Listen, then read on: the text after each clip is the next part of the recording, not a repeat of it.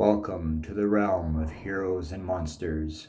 Story time with your host, AP Fuchs.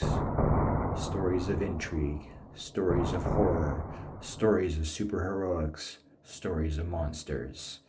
Get ready, the thrill ride begins. Welcome back to a new episode of the realm of heroes and monsters, Story Time, with me, your host, AP Fuchs.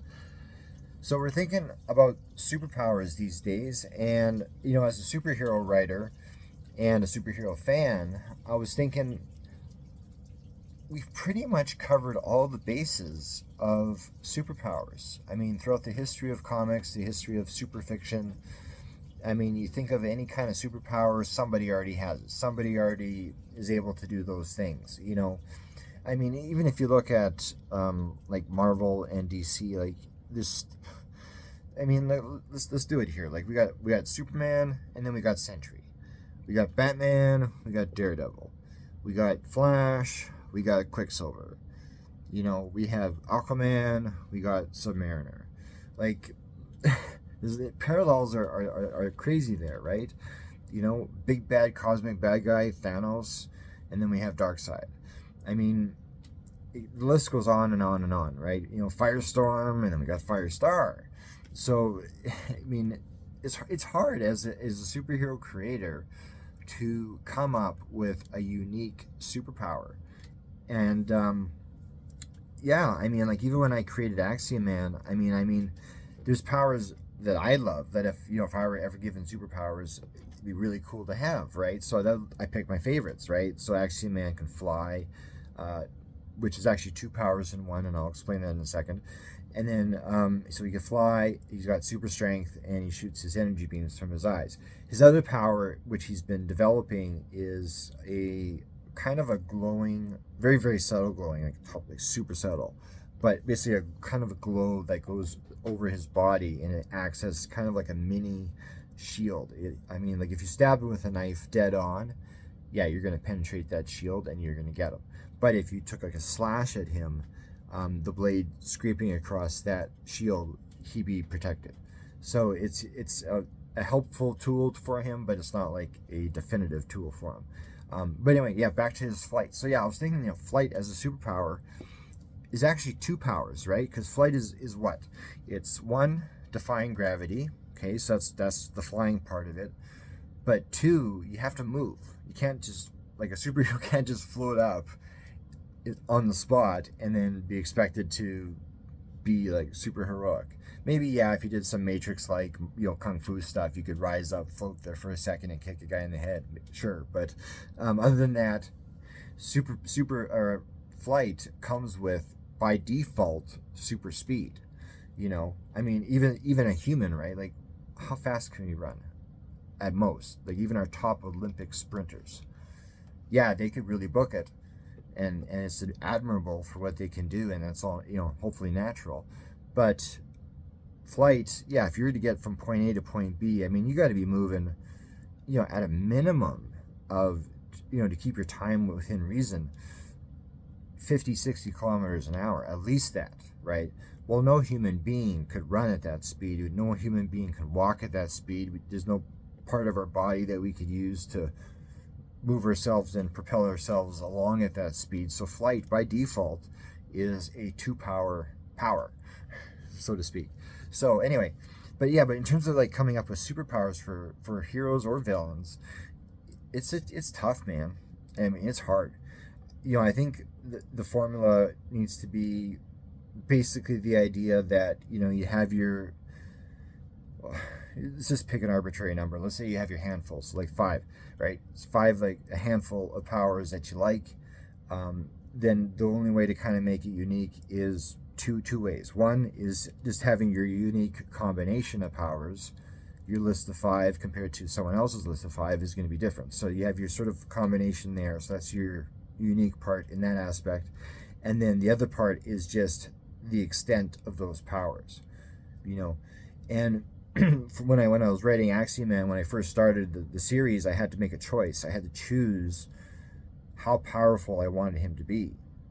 I didn't want him to be completely vulnerable slash just, a athletic human, like a Batman type of guy. I wanted him to have powers, but at the same time, I didn't want to make him so powerful where, every battle, every fight, everything is just, he's gonna clean up house, no problem. Like that's no exciting reading that way, right?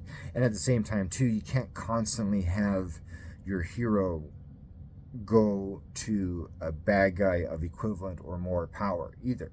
You can't have that as your regular thing, right? And that's it just gets repetitive. Like now and then, yes, that it's great for an exciting story, but other than that, yeah, it just gets like it's redundant, right? It just goes over and over, and it's the same thing. So the other way to mix up your superhero or supervillain when you're creating them is not only have your unique little list of powers for them, but then you could give them limits on what each of their powers can do. So like when I started with Axeman, for example, he discovered when he was learning his powers, he had a limit on, say, for example, for flight. Yeah, 60 kilometers an hour, that's as fast as he can go.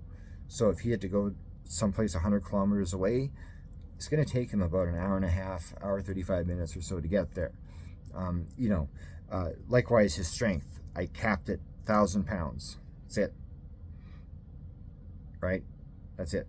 And there's a scene in the first book where like a car is hurled in his direction. He has to catch this car, and yeah, because he could do 1,000 pounds, about half the weight of a car. It helps certainly absorb that blow, but at the same time, he certainly has it kind of gets taken out a little bit by it too, because again, there's something way beyond his power ability.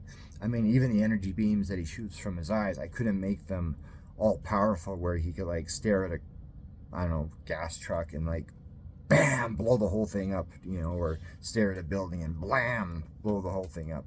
That's too much power. So I gave it where like the energy beams were more like had the same sort of strength as like fine cutting lasers, like laser tools, so it has these limits, right? And then that gives it interesting reading, because then the superhero, and we could talk, it'd be mainstream or independent, doesn't matter. The superhero then it has to deal with the cap on their powers. They have a limit.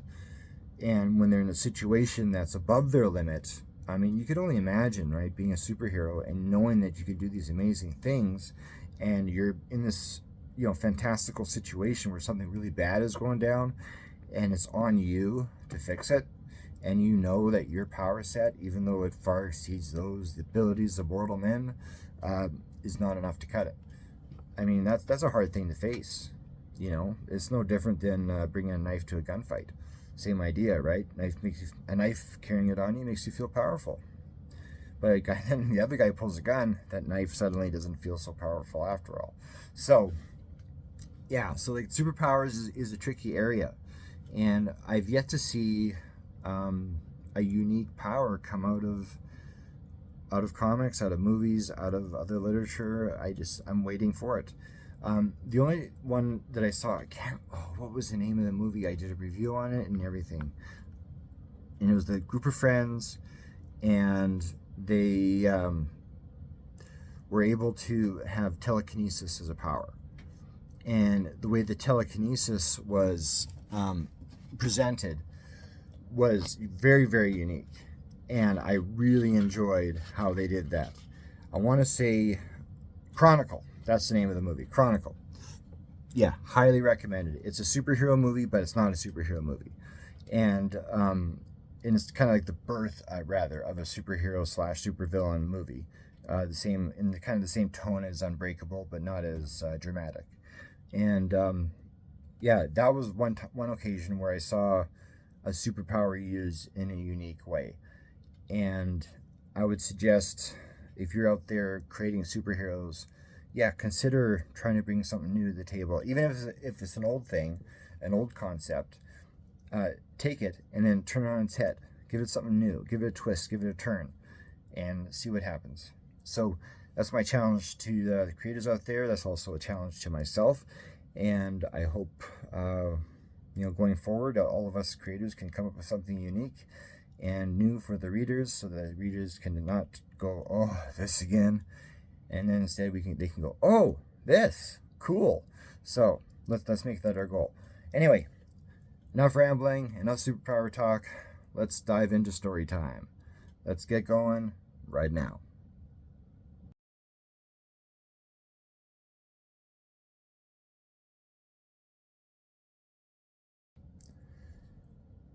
Episode 23. Warning. None of you believed me when I told you, and now you have to reap the consequences. Remember that calamity to come? Now it's here. You elected them. They will follow their path and drag you down it until all I said will come true. You all thought I was crazy despite me giving you 4 years of my life. 4 whole years. I've seen what they've done, or, in your case, what they will do. There will be war. Your country will fall. But you decided to sit on your throne of westernese in comfort. It's hard to believe things will be difficult when you have the world at your fingertips and you live like kings compared to most others. Endless food, endless water, all the information and entertainment you can handle at the touch of a button. You spoiled, spoiled nation. And don't for a second think I'm judging you. I can't judge what I once was. But then I lived it. I saw what happened, so I came to warn you. I was honest and transparent and told you everything, even where I was from. Yet you laughed. So many of you laughed. Just a crazy old man who spent too much time squirreled away in a basement tinkering with old appliances and circuit boards. Many of you called me an idiot. I suppose on paper I am. What paper? I have no formal education or any degrees to my name, yet I found a way to come and warn you. I tried. I failed. I tried again, and failed still. But I did my best, and, in the end, it's all any of us can do. Unfortunately, I am only able to come and warn you once, otherwise I would go back and try again. My hope is when I return home that maybe some of you believe me, that maybe some of you took a chance and tried to stop this thing before it happened. But it's going to take more than a mere handful of believers. It's going to take thousands of you to make a difference. This note is being posted all over the internet, and a hard copy is being left behind at the place I told you about, the place I'm leaving from. I even invited you to send me off, but no one showed. Goodbye.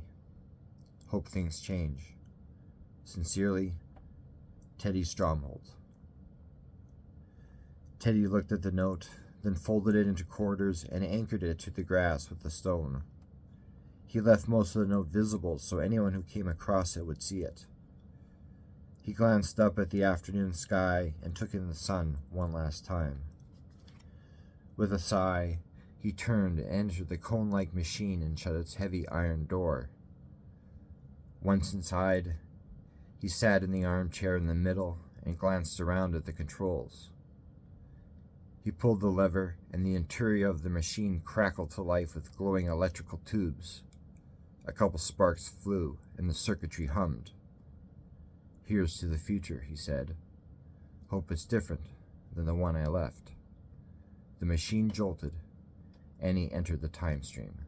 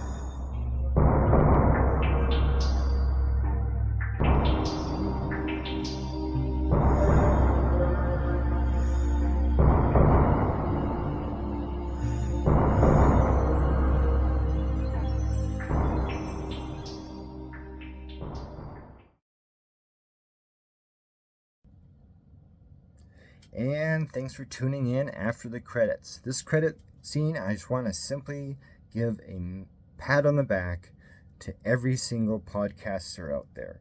I just want to tell all you guys and gals, good job. Because you know what? Making a podcast is fun, but it's a lot of work, and there's a lot of thinking that has to go into it because each episode needs to be different than the one before, but at the same time carrying the tone of whatever your podcast is about. So yeah, I'm recognizing that as a first-time podcaster, and now I'm starting to see the challenge of it. And yeah, it's not just, a person blabbing. There's aspects to it, there's structure to it, there's things to consider, and so I just want to give a pat on the back to all podcasters out there, those who do these types of shows, and just say good job, keep going. And you know what, if you stumble and fall and have a goof up episode, no big deal, okay? Just take it with a bit of humility, show some humbleness, and move on to the next one. And speaking of moving on to the next one, I hope to see you guys next week for a new episode of The Realm of Heroes and Monsters Story Time with me, AP Fuchs. In the meantime, go hang out at apfuchs.ca. Lots of media there, lots of entertainment. And again, we'll see you next week. Cheers.